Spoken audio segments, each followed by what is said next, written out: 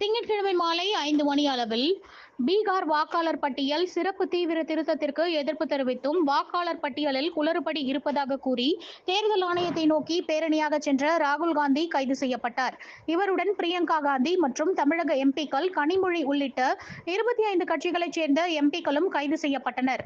இதனை கண்டிக்கும் வகையில் வடசென்னை கிழக்கு மாவட்ட காங்கிரஸ் கட்சியின் சார்பில் பழைய வண்ணாரப்பேட்டை தபால் நிலையம் அருகே மாவட்ட தலைவர் MS திரவியம் தலைமையில் சாலை மறியல் போராட்டம் நடைபெற்றது. அவருடன் 200க்கும் மேற்பட்ட காங்கிரஸ் கட்சி நிர்வாகிகள் கலந்து கொண்டு சாலை மறியலில் ஈடுபட்டனர்.